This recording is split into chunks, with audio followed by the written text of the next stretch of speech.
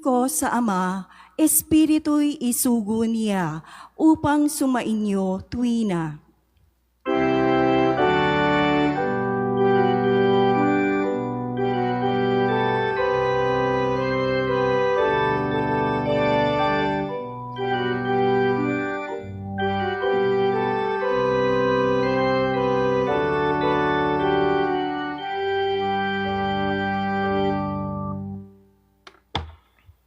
Sumainyo ang Panginoon. At sumayo rin. Ang mabuting balita ng Panginoon ayon kay San Juan. Papuri sa iyo, Panginoon. Noong panahong iyon, tumingala si Jesus sa langit at ang wika, Ama, dumating na ang oras, parangalan mo ang iyong anak upang maparangalan ka naman niya. Sapagkat pinagkalooban mo siya ng kapangyarihan sa sangkatauhan upang magbigay ng buhay na walang hanggan sa lahat ng ibinigay mo sa Kanya. Ito ang buhay na walang hanggan, ang kilalanin kanila, ang iisa at tunay na Diyos, at sa Hesukristo na iyong sinugo. Inihayag ko rito sa lupa ang iyong karangalan. Natapos ko na ang ipinagagawa mo sa akin. Kaya, Ama, ipagkaloob mo sa akin ngayon ang karangalang taglay ko sa piling mo bago palikain ang sanlibutan. Ipinakilala kita sa mga taong ibinigay mo sa akin mula sa sanlibutan. Sila'y iyo. Ibinigay mo sila sa akin at tinupad nila ang iyong salita. Ngayoy alam na nilang mula sa iyo ang lahat ng ibinigay mo sa akin, sapagkat itinuro mo sa kanila ang lahat ng aking nabatid sa iyo at tinanggap naman nila. Natitiyak nilang ako'y galing sa iyo at naniniwala silang ikaw nga ang nagsugo sa akin. Idinadalangin ko sila, hindi ang sanlibutan kundi ang lahat ng ibinigay mo sa akin, sapagkat sila'y iyo. Ang lahat ng akin ay iyo, at ang lahat ng iyo ay akin. At pararangalan ako sa pamamagitan nila. At ngayoy, ako'y pupunta na sa iyo. Aalis na ako sa sanlibutan, ngunit nasa sanlibutan pa kayo. Ang mabuting balita ng Panginoon. Pinupuri ka namin, Panginoong Hesukristo. Isang magandang umaga po. Gabi na pala. Nasanay ako sa umaga. Isang magandang gabi sa inyong lahat. Ngayon po ay Martes, sa ikapitong linggo sa Pasko ng Pagkabuhay.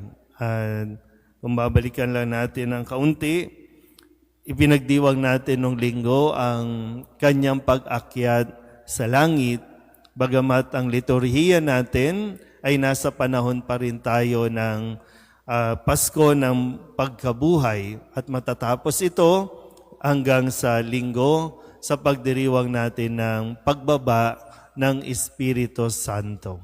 Kaya muli ngayon sa atin pong Ebanghelyo, yung konteksto po na si Jesus ay nagdarasal na muli para ihabilin ang kanyang mga alagad na iiwan na niya. Kaya nga maganda po yung bahagi na sinabing, Ama, dumating na ang oras.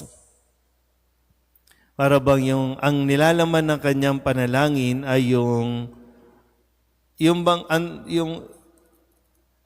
inahangad na rin ni Jesus na muli siyang makabalik doon sa langit. Ito na yung oras. Kahit yung bahagi lang, di ba? Ama, dumating na ang oras. Nagre-report na si Jesus sa kanyang ama at talagang sinasabi niya, nagawa niya ang kanyang misyon na ipakilala na niya ang ama sa mga tao, sa kanyang mga alagad, kaya nararapat lang na siya ay parangalan na niya. Yung parangal na hinahangad niya ay mula sa kanyang Ama at hindi yung parangal mula sa mga tao. So, ito na yung oras. Oras na. Sabihin niyo nga sa katabi ninyo, oras mo na rin. Kung sakali ba, oras mo na. Ano ba lang? Oras mo na. Anong masasabi mo pag humarap ka sa Diyos? Oras mo na. Anong maire-report mo? Wala. Ano nangyari kahapon sa buhay mo? Ano nangyari? Kahit yun man lang, o kaya ngayon, mula kaninang umaga, pagdilat ng mata, hanggang ngayon, anong nagawa mo? Para sabihin na karangal-rangal at dapat kang ikarangal ng Diyos. Anong nagawa natin? Meron kaya? Sana, mayroon. No? Kasi, para bang dito po, no? Hindi yung kasikatan ni Jesus, hindi yung kapangyarihan niya, hindi yung kung ano mang kaya niyang gawin ang magpaparangal sa Kanya, kundi yung kung paano niya nailapit ang mga tao sa Diyos at kung paano niyang naipakilala ang Diyos sa mga tao. Para bang ito ang basihan ng pagiging successful. Kung gusto mong sumakses sa buhay, ipakilala mo ang Diyos sa mga tao. Kahit pa, no, sabihin na natin, sa mga magulang, kahit makapagpaaral ka ng doktor, lawyer, o kung anumang mga profesyon, kahit may anak ka pang mayor, o kaya senador, o presidente, pwedeng tingnan ng mga taong, pwede kang kainggitan at ipagmamalaki mo talaga yan. Pero hindi yan ang sukatan. Ang magiging tanong kung sa ating ebanghelyo, bilang magulang, naipakilala mo ba ang Diyos sa iyong mga anak para talagang bago ka man lang umalis sa mundong ito, pag dumating na ang oras mo, masasabi mo rin na, Lord, okay na, nakilala ka ng aking mga anak, nailapit ko sila sa iyo.